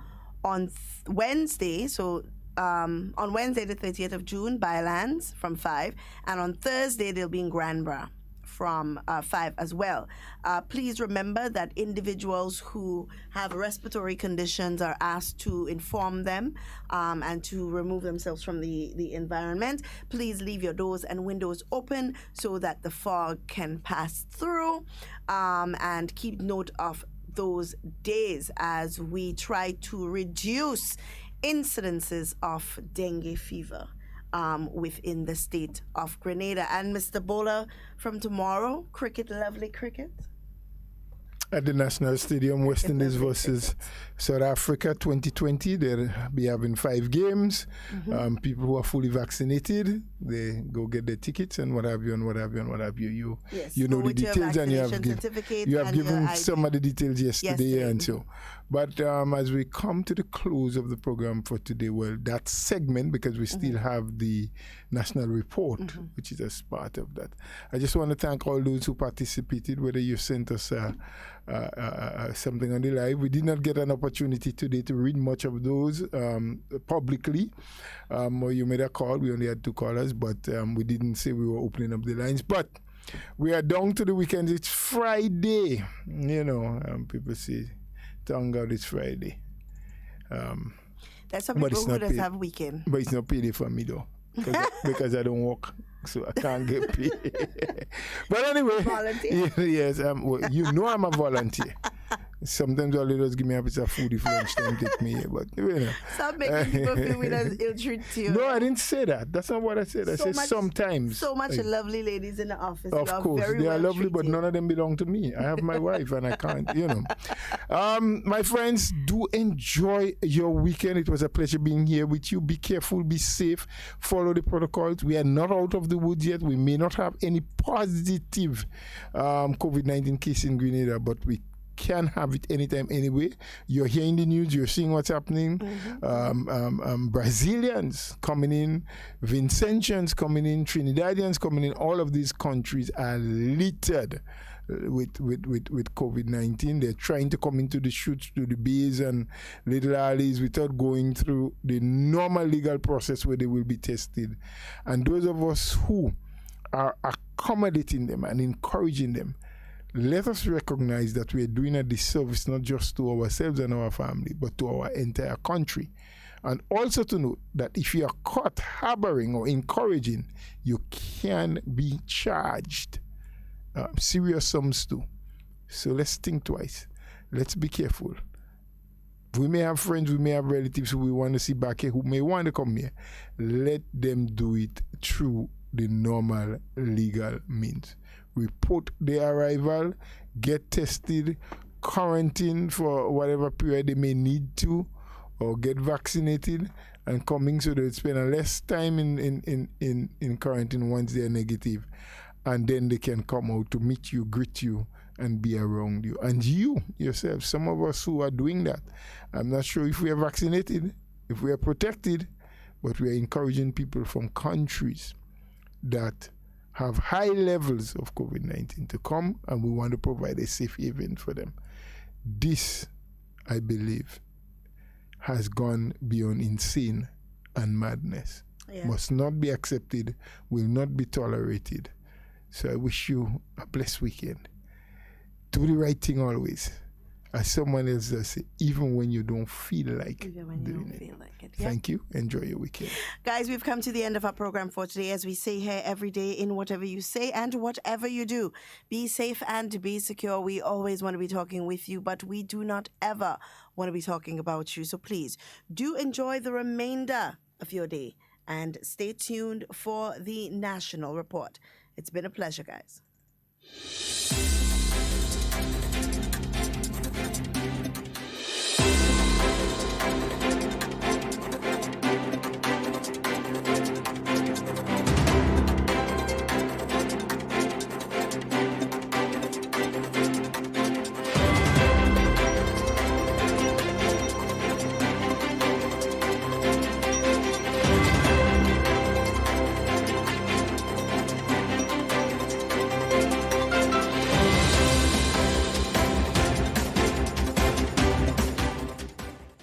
Grenada, among several Caribbean countries added to the United Kingdom's traffic light green list. We'll have details to this story and more in the National Report.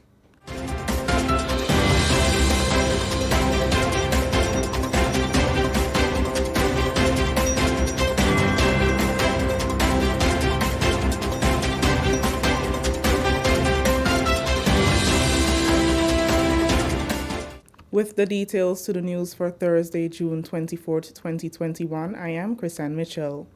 Grenada is among several Caribbean countries added to the United Kingdom's traffic light green list, which identifies countries to and from which persons can travel without facing mandatory quarantine on their return.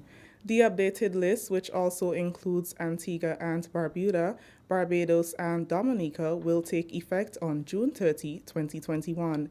British Overseas Territories, Anguilla, British Virgin Islands, Cayman Islands, Montserrat, and the Turks and Caicos Islands have also been added to the green list. The revised green list has been hailed as welcome news by the authorities in Grenada.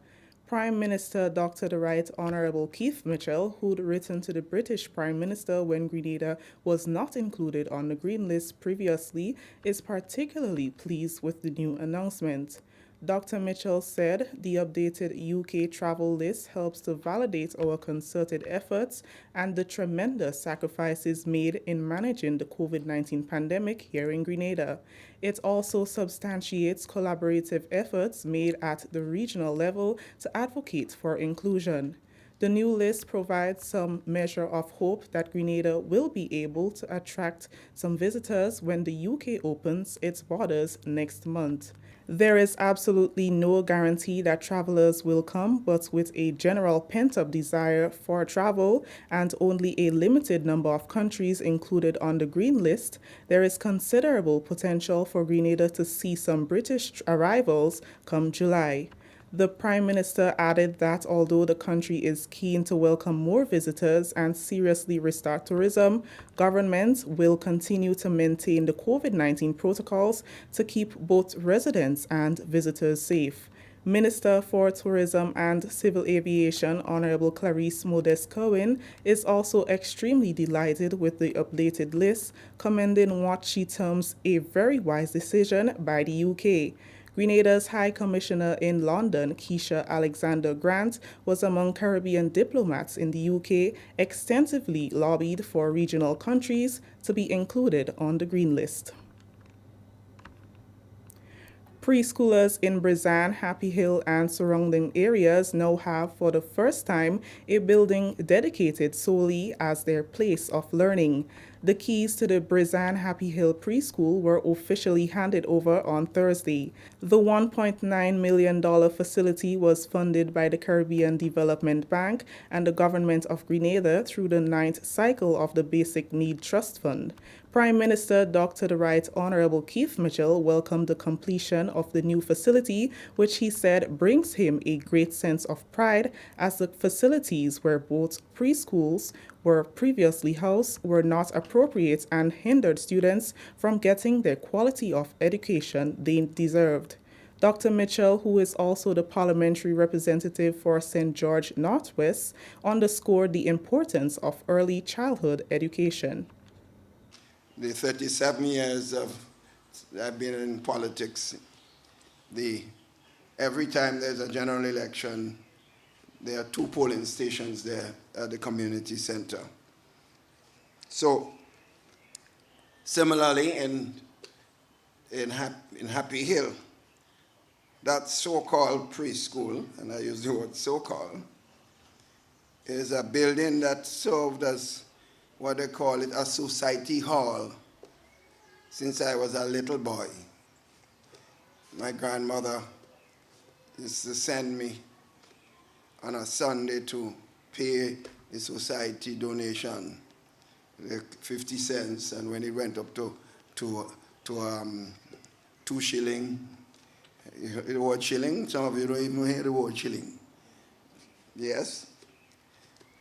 And all community activities took place in that building. All parties, all weddings, all social fun and funeral and all used to take place in that building. I was the only main building in the community there for a long time. So having that, both places served as a pre-primary school, it tells you clearly there were a lot of needs that could not be met with the combination of services that had to be performed in those particular areas. So this to me means a lot. It brings a lot of pride and joy to me as a parliamentary representative for this area. In her remarks, Education Minister Honorable Emmeline Pear said the new preschool will not be worth the investment if there is no partnership between parents, teachers, and the community. Early childhood education, Minister Pear said, creates the right foundation for children, and it should not be downplayed. Those of us who understand the importance know that this is the bedrock, this is the foundation. If we don't get it right here, it would be very difficult to get it right along the way. And that is why it is so very important. For some of us, we think early childhood education is about playing. And yes, it is about playing, but playing in a way that people are learning very important lessons. Minister Pierre also cautioned parents about unnecessarily high expectations of preschoolers as it relates to what activities they should be engaged in and what are their accomplishments on completion of preschool. People are pushing preschoolers to say the tables, as we would say, to read, right? And let us remember that there has been sufficient studies to back up the importance of building a solid foundation through play in the way that they play. And so let us not underestimate what they do. It is not wasting time, as some people think. Cognitive development taking place, social development taking place, physical development taking place. So much is happening at the preschool level, and parents, let us not do damage to our children by expecting more than they're supposed to be doing at this level. The preschool is now in an enclosed environment where the children will be safe to engage in much-needed supervised physical activities and where teachers can better engage in the high-scope curriculum which focuses on active learning. This is the National Report. The news will continue after the break.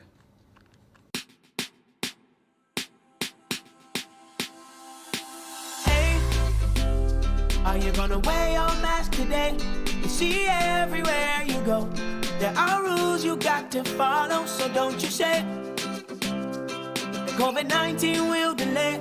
Take the opportunity to save your community.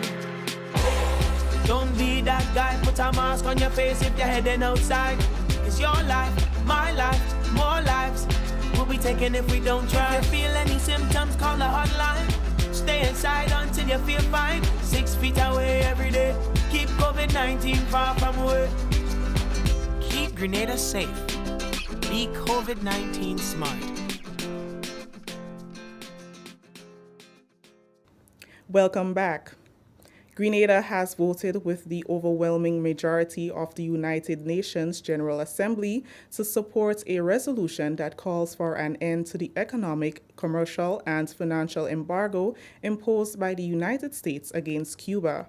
184 countries voted to end the embargo on Wednesday. However, the United States and Israel voted for the embargo to remain in force while Brazil, Colombia, and Ukraine abstained. Delivering remarks on the issue, Grenada's permanent representative to the UN, Ambassador Keisha Maguire, said Grenada, like other Caribbean countries, the Group of 77, and China and the non-aligned movement, strongly views the embargo imposed since 1962 as counterproductive in its application and in contravention of the principle of non-interference in the internal affairs of states. She pointed out that at a time when the world is faced with an unprecedented crisis, Cuba has demonstrated that it is a genuine vanguard of the people, building and maintaining close links through humanitarianism. Ambassador Maguire said resolution of this dispute will generate the momentum needed to resolve similar conflicts in other regions. She expressed the hope that with the support of multilateralism in the community of nations, there will be a return to good faith dialogue and full normalization of relations between the two governments in the spirit of true and sincere reconciliation. The United Nations General Assembly considers annually a resolution on the U.S. blockade against Cuba. The resolution has traditionally received the overwhelming support of the UN membership. The Ministry of Health will return to the Deluxe Cinema on Friday for a one-day vaccination campaign as part of a national drive to encourage more Grenadians to get vaccinated. Public Relations Officer Kevin Frederick says the drive is being undertaken due to public demand. Spearheaded by the Ministry of Health, Prime Minister Dr. the Right Honorable Keith Mitchell and his cabinet colleagues have been supporting the vaccination drive in the different constituencies to get more Grenadians to buy into the fact that vaccination is the safest available way to protect against COVID-19. Health officials will be at the cinema from 9 a.m. on Friday. It's at the request of a number of residents from Grenville who requested that the Ministry of Health vaccination team return to Grenville to administer COVID vaccines. So we expect quite a large turnout tomorrow at Deluxe Cinema. We will be there from 9 a.m. to 2 p.m.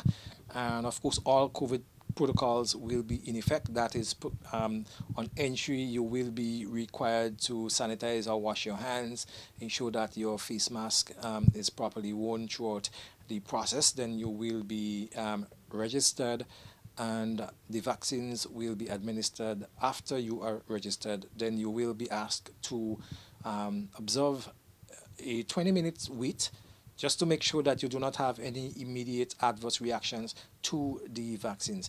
Vaccination clinics will also be held at 4 other facilities. Frederick urged Grenadians who are still hesitant about the vaccine to visit any of the facilities to speak with a professional so they can make the right choice. Tomorrow we will be at the Predmotor, Crewshoe and Wester Hall medical stations for the purpose of the COVID-19 vaccine administration. So far, we have been up in our game with respect to our PR and education efforts. We have seen a number of people coming forward. We still believe that there are those out there who are a bit hesitant, as we know, and we are calling on them, to take this thing serious. COVID is a serious thing. Come forward, get your vaccine.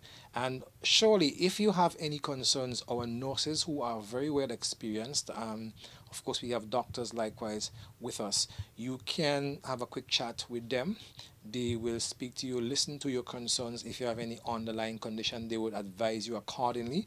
And then we will, ask you to make that choice. We are not forcing anyone, but we would provide the accurate information. Interested persons must present a valid photo ID inclusive of NIS, driver's license, or passport. Finally, in the news, past and present members of the health fraternity said their final farewell to former Chief Community Health Nurse Lydia Francis on Thursday. Nurse Francis passed away on June 1st in the United States, where she was receiving medical treatment. She worked within the health sector for over 30 years. On Thursday, senior nurses, nursing assistants, and other health employees silently walked from the St. George's Medical Center to the Cathedral on Church Street as a show of respect and gratitude for Nurse Francis' service to the sector and, by extension, the people of Grenada. In a press release issued by the Ministry of Health to announce her passing, Health Minister Honorable Nicholas Steele said the General Hospital and, by extension, the Ministry of Health and the Grenadian public has lost a true servant and a patriot. We are better for the dedicated services she provided over the 3 decades. Nurse Francis was laid to rest at the St. George's Top Cemetery. That story has ended the national report for today, Thursday, June 24th, 2021. Recapping the top story, Grenada, among several Caribbean countries, added to the United Kingdom's traffic light green list. On behalf of the entire news and production team here at the Government Information Service, I am Kristen Mitchell saying thank you for joining us.